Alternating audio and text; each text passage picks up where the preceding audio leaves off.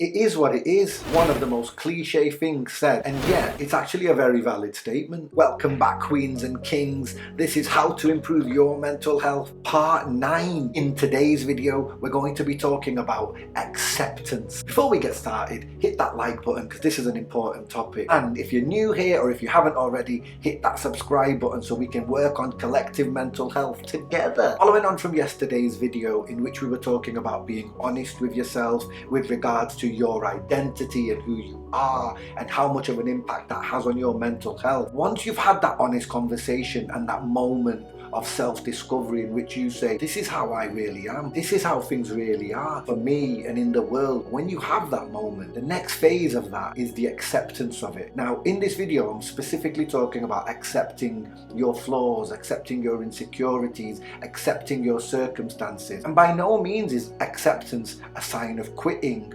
Look, there's some situations in life that you cannot change, and making peace with them is the best thing you can do. Acceptance is making peace with a situation that you can't change. If you sit there worrying about things that you can't change, if you dwell on things you've got no control over, what do you think that does to your mental health? It doesn't have a positive effect, I'll tell you that. You overthink, it increases your anxiety, increases your stress levels, and you end up feeling low. It's a very difficult topic to talk about acceptance because there are certain things in life which we cannot accept. There's so many things in life which you go through and you say, I can't accept that, I can't make peace with that. I totally get it, and you're entitled to hold on to that. But when you do hold on to it, and you hold on to it in there, it doesn't give you any room to grow. You hold it inside of you. That is negative energy. Human beings have a big problem with not having control of situations. So sometimes when things arise in our lives that we can't control, we try and change things, and that sometimes only makes things worse,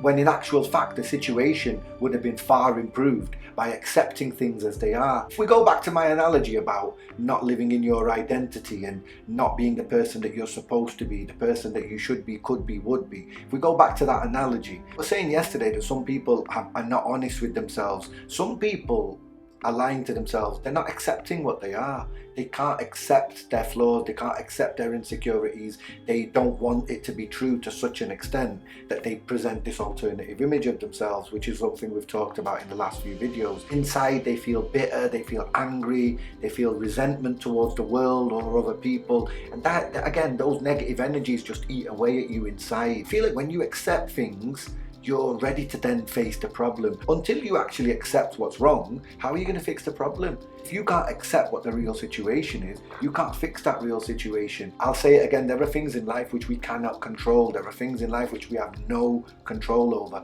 But if we accept them as they are, that's as much as we can do, and we can work around that. We can work on how we respond to those things. But in the flip side, if there are things that we can fix but we're not ready to accept them, we're not going to be able to fix those until we accept what the issue actually is. As well as fixing the problem though, the most obvious part of this to me is when you do accept things, things just feel lighter. When you accept things, it is what it is. When you accept things as they are, just feel lighter inside. You let go. We'll talk about letting go tomorrow. We'll talk about letting go and forgiveness in tomorrow's video, so make sure you're subscribed. My best tip with accepting things is that I'm going to tell you beforehand, if you've not accepted things as they are and you're about to accept things, that you're going to feel feelings of sadness and loss and maybe despair, and it isn't pretty. Those feelings are to be expected, and you're going to need to learn to work through those feelings in order to come out from the other side. The reason people don't want to accept things is because they don't want to face those feelings. That's what stops people from living in reality. That's what stops people from living in their reality. It's this fear of the unknown, the fear of these feelings which you just don't want to face at any point. And actually facing those fears and understanding those emotions and those feelings and working through them is the actual solution. That's why acceptance is so important. One tip for you is to constantly remind yourself with things that it is what it is.